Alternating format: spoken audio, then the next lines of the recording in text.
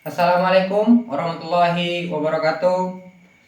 Om Swastu, Namo Buddhaya, Salam, salam kebajikan. Selamat malam, salam sejahtera untuk kita semua. Yang terhormat Bapak Bambang Junaidi, SPD, MHum, sebagai dosen pengempuh mata kuliah Bahasa Indonesia. Yang terhormat teman-teman dan hadirin yang saya sayangi. Marilah kita panjatkan puji dan syukur atas kehadiran Allah Subhanahu wa taala, karena atas rahmat dan karunia-Nya kita diberi kesehatan dan berkumpul bersama pada hari ini.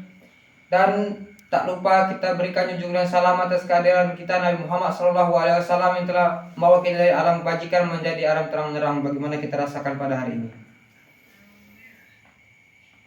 Perkenankan saya untuk memperkenalkan diri. Saya Vino Alvindo dari Prodi D3 Laboratorium Sains Universitas Bengkulu.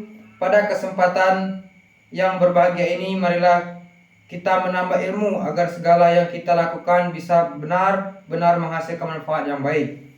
Di sini saya akan menyampaikan sebuah pidato sederhana tentang peran bahasa Indonesia dalam mendukung pendidikan nasional. Hadirin yang saya hormati, Indonesia merupakan negara yang memiliki keberagaman suku, budaya. Keberagaman suku dan budaya di Indonesia muncul kekayaan bahasa dan sastra. Pada tahun 2012, hasil dari penelitian yang dilakukan oleh Badan Pengembangan dan Pembinaan Bahasa Kementerian Pendidikan dan Kebudayaan atau Kemdikbud menyebutkan jumlah bahasa dan subbahasa di seluruh Indonesia mencapai 546 bahasa. Jumlah tersebut masih dapat ditambah. Keberagaman bahasa yang ada menjadikan Indonesia membutuh bahasa persatuan yang berfungsi sebagai sarana komunikasi. Maka, Indonesia memilih bahasa Indonesia sebagai bahasa pemersatu, sebuah bahasa yang besar, yang layak untuk menjadi sebuah kebanggaan.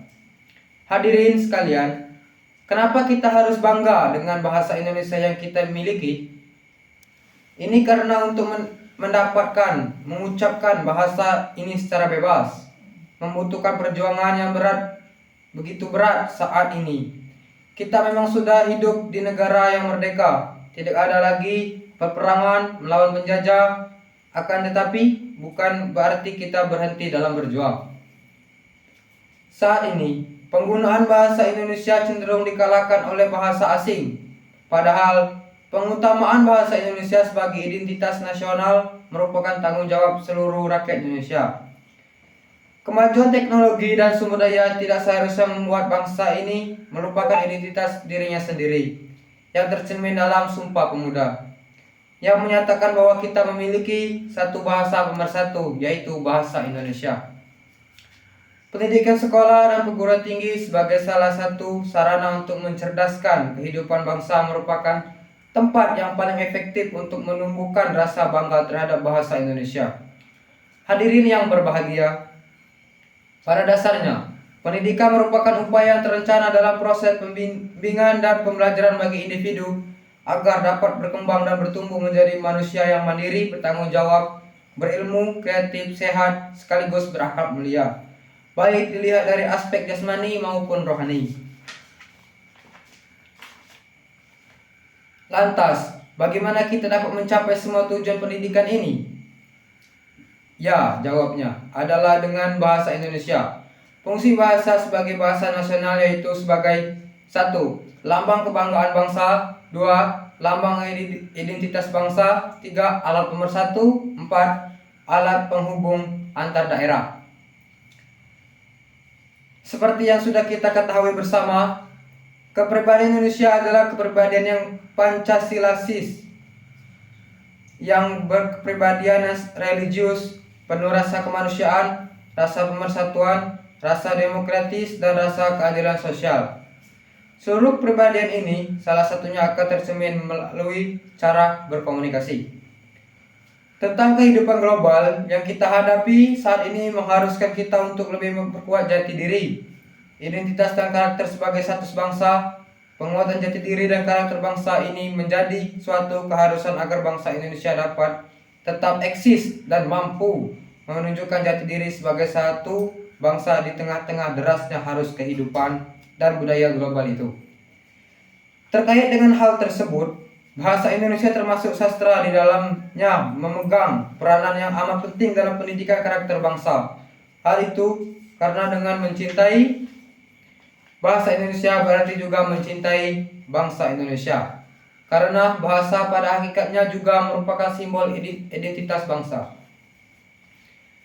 Karakter yang bertumpu pada kecintaan dan kebanggaan terhadap bangsa dan pada dasarnya juga merupakan refleksi dari pencitraan dan kebanggaan terhadap negara, Kesatuan Republik Indonesia dan Pancasila Undang-Undang 1945 dan Bhinneka Tunggal Ika sebagai pilarnya. Para hadirin yang saya hormati, pernahkah Anda mendengarkan istilah bahwa bahasa juga menunjukkan bangsa? Ungkapan itu juga berarti bahwa bahasa menunjukkan jati diri dan karakter bangsa penuturnya. Tutur kata yang lembut dan santun, misalnya, juga dapat dipandang sebagai pencerminan dari karakter kepribadian penuturnya yang santun. Untuk itu, pengajaran bahasa juga harus diarahkan pada pendidikan karakter budi pekerti yang leluhur, berakhlak mulia, dan sikap yang santun. Sebagai sarana komunikasi, bahasa juga mampu membangun keterampilan berkomunikasi, keterampilan menyampaikan pendapat, gagasan, dan pandangan dalam menyikapi suatu persoalan yang dihadapi. Dalam kehidupan pada era globalisasi ini, keterampilan seperti itu sangat dibutuhkan dalam menghadapi tantangan zaman. Hadirin sekalian, dari semua hal yang telah dipaparkan secara sederhana ini, setujukah Anda kalau bahasa Indonesia memang memegang peranan penting dalam mendukung pendidikan nasional? Dengan bahasa Indonesia, kita dapat belajar untuk mencintai Indonesia, membanggakan Indonesia, dan pada akhirnya belajar dengan tekun sehingga mampu menunjukkan kepada dunia bahwa negara yang kita cintai ini memiliki karakter yang hebat dan mampu bersaing menjadi yang terbaik dalam menjawab tantangan global. Tetap berjuang untuk negara kita tercinta, untuk yang lebih baik di waktu yang akan datang. Dari hari ini, jangan pernah bosan sebelum berhasil. Semoga Tuhan segera memberikan wujud nyata terhadap usaha yang perjuangan kita sehingga mencapai cita-cita negara kita. Kiranya sekian yang dapat saya sampaikan. Segala kebaikan berasal dari Tuhan yang Maha Tahu segalanya. Dan saya mohon maaf apabila terdapat tutur kata yang kurang tepat di hati hadirin semua. Semoga Tuhan yang Maha Kuasa senantiasa memberikan berkahnya kepada kita. Demikian pidato yang dapat saya sampaikan pada malam ini. Mohon maaf apabila ada kata-kata yang salah dan kurang berkenan di hati. Semoga apa yang saya sampaikan dapat bermanfaat untuk kedepannya. Terima kasih. Selamat malam. Wassalamualaikum warahmatullahi wabarakatuh. Dek, men.